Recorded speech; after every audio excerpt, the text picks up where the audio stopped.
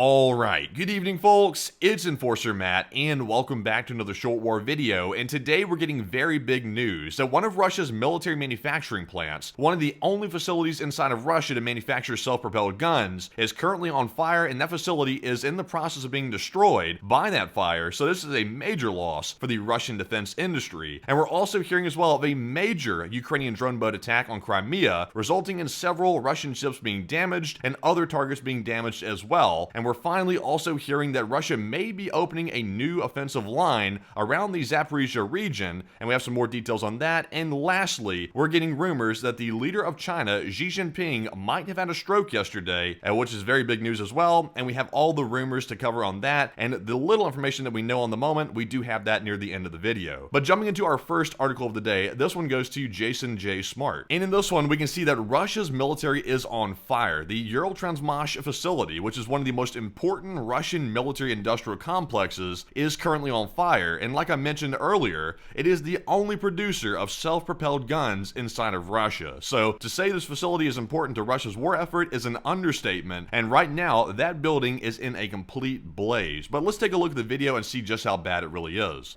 So right here you can see the fire. There is white smoke everywhere in the air, and that building is being almost entirely consumed by that smoke. A significant fire indeed, and certainly doing a lot of damage to that facility. So as you can see, quite a damaging fire indeed. But in our next post here, which goes to Max24, we can see that in the area behind the burning workshop, you can actually see finished and finalized manufacturing of the Peon, the Mista S, and other equipment as well. And taking a look at this photo right here, you can actually see that. You can see there's a little fire emblem right here on this building, which is where the fire allegedly emanated from. And right over here in the green, you can see Mistas as well as Peons parked in the back right here, indicating this is indeed the facility where the SPGs are manufactured, and they're sitting right in the back. So I think this might slow down the production just a little bit more, which will definitely help out the Ukrainians. And moving away from this bombshell piece of news, we're moving on to our next post here, which goes to Null Reports. And like I mentioned at the beginning of the video as well, there was a massive attack by Ukrainian drone boats on the Crimean port. And in this post right here, we can see footage of Ukrainian naval drones, which were reportedly heading to occupied Crimea last night and early in the morning. Russian sources claim that 10 of them were destroyed in the Black Sea. So let's take a look at the footage and see what we have. So in this very dark footage right here, you can actually see the Russians in a helicopter firing at allegedly some Ukrainian drone boats on their way to Crimea last night and also this morning. And the Russians, like I said, claim to have eliminated some of them, but clearly some of them did also make it through, because there was some very big damage in Crimea this morning that we saw on video. And moving into our next post here, which goes to Status 6 Military and Conflict News, we get an idea of what the damage really looked like. And right here we can see that what was damaged in this attack was allegedly, according to Ukrainian sources, the headquarters and command post, along with ammunition and equipment warehouses, along with an electrical substation, some technical facilities, and also some firing positions. And remember, we just saw a video of the Russians firing at some Ukrainian drone boats in the last video we just watched, and down here we actually have a video from on board the Ukrainian drone boat. Let's take a look at this crazy footage and see the drone boat making it through. So right here you can see the footage from on top of the drone boat, and here it is at night. There's some explosions happening right there in the distance, and this drone boat is slowly going to make its way through all that fire from the Russians, miraculously making it through, and then hit some targets inside of Crimea. So as you can see right here, there is fire all over the place from the Russians trying to take out this drone, but very unsuccessful, because this one did make it through indeed. So the Russians have some very bad aim as usual, and to their demise, they were not able to get this drone boat. But nonetheless, that is actually not all the damage that was done last night. And in this post from Osen Yuri, we can see that during last night's combined drone strike in Crimea, the Ukrainian SBU appears to have struck one or more vessels with Sea Baby drones that were also moored at the Russian Coast Guard base. And taking a look at this first photo right here from the NASA firm's fire resource, we can see that there is indeed a fire, a pretty large one, in the vicinity of the area where the Ukrainian drone boats allegedly struck. So there's more evidence of that right there. And in the next photo, we can actually see that this appears to be a mooring or some type of dock where the Russian Coast Guard seems to be docking at and also operating from. So not too hard to believe whatsoever the Ukrainian sources that claim one or more of the Russian Coast Guard vessels were indeed damaged, if not totally taken out, but we need more time to simply confirm that that is indeed the case. And while we're on the topic of fires, speaking of that fire that we just saw in that area right there in the photo, we actually see in another post here that something is still burning today in occupied Crimea, which is the same location of last night's Ukrainian GUR Sea Baby strike. So let's take a look at this video and see the fire still brewing. And right here you can see there's black smoke pretty much everywhere in the vicinity, so clearly the NASA firm's map is correct. There was a massive fire in the exact same spot near the moorings where these Russian vessels were allegedly at. Like I mentioned, we're still waiting for confirmation, but it looks like the Russians may have suffered more casualties and also more damage, so we'll simply have to wait and see. But with that, we're jumping into our next article here, and this one goes to Nexta, and we're learning that fighters of the Freedom of Russia Legion reported the destruction of Russian military equipment near Perm, and at the Bolshoi Savino airfield in the Perm region, several pieces of equipment were reportedly burned, but the Russian Ministry of Defense has not commented yet on this information. Really not shockingly, because the Russians are not going to acknowledge any losses on their part. But let's take a look at the video and see the damage of the Freedom of Russia Legion fighters.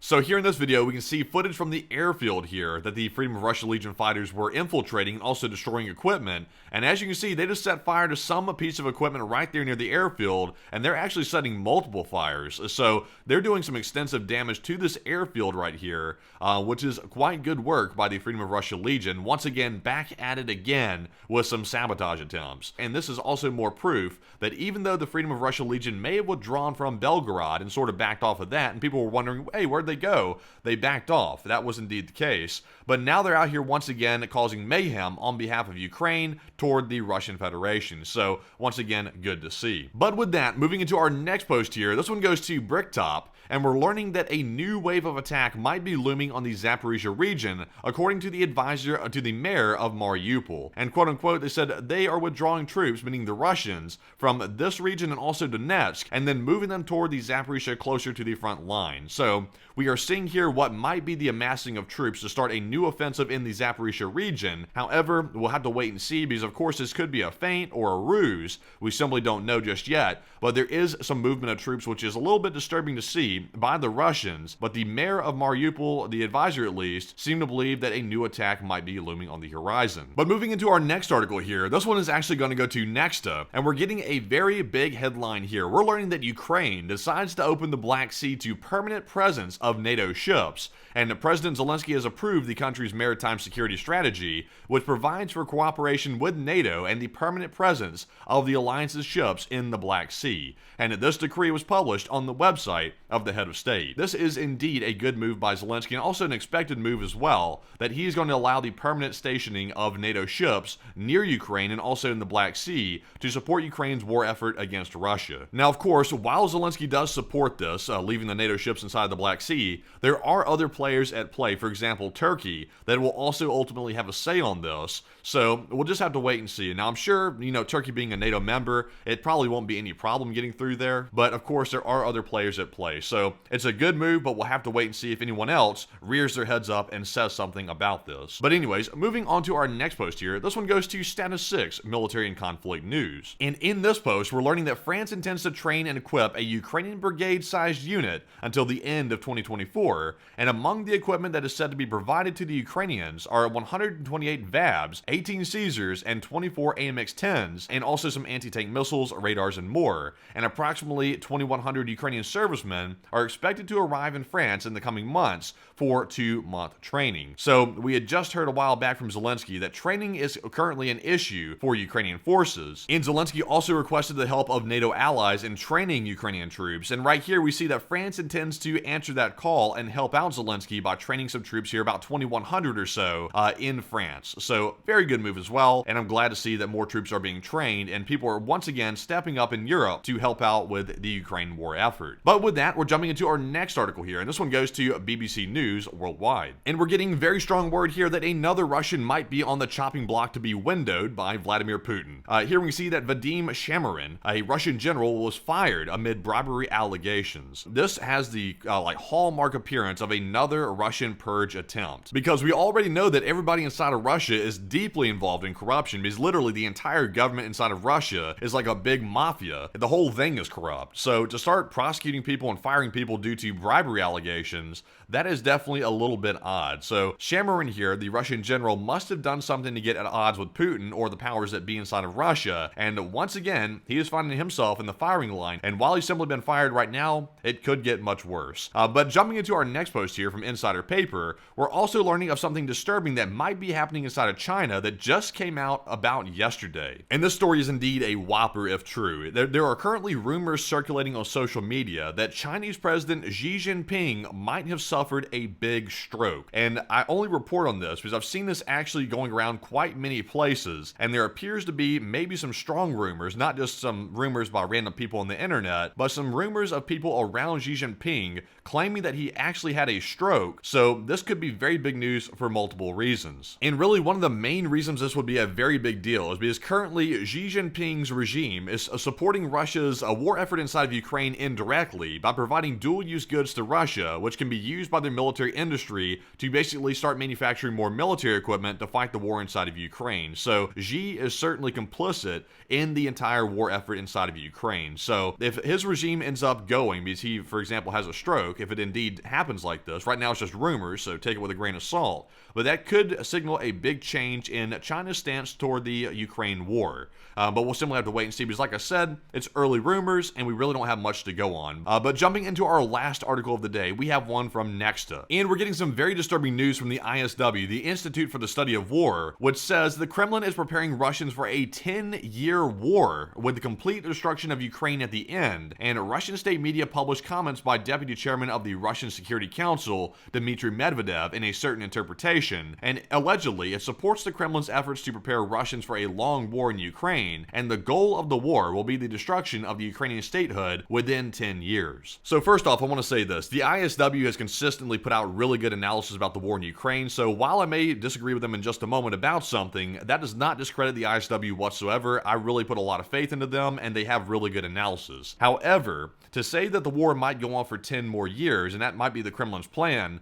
I do have some significant doubts about that. My main reason for doubting this is because I don't think Russia really has the equipment, nor the manpower, nor the willpower to actually take this war for another 10 years. Right now, the Russian economy is taking a beating, and also, the Russians are barely able to replace manpower and equipment on the front lines. So to say this war is going to drag on for 10 more years, and that's the Kremlin's plan, that doesn't sound like a very good plan to me, and it sounds a little bit unlikely, to be perfectly honest. Also, what we can deduce from this headline by the ISW as well, that apparently you can sort of read the lines here, that if the Kremlin is preparing for another 10-year war, that seems to indicate that the Kremlin does not believe that in the future, United States aid is going to be cut off to Ukraine. That seems to indicate that the Kremlin knows that aid to Ukraine will continue regardless of the administration in the United States. And honestly, I would tend to agree with the ISW on that. I don't think the aid to Ukraine is going to end, regardless of what rhetoric's floating around out there. I think it'll keep going, and that is very good, of course, for Ukraine. But feel free to let me know down in the comments below, do you think Russia has the ability to take this war for another 10 years,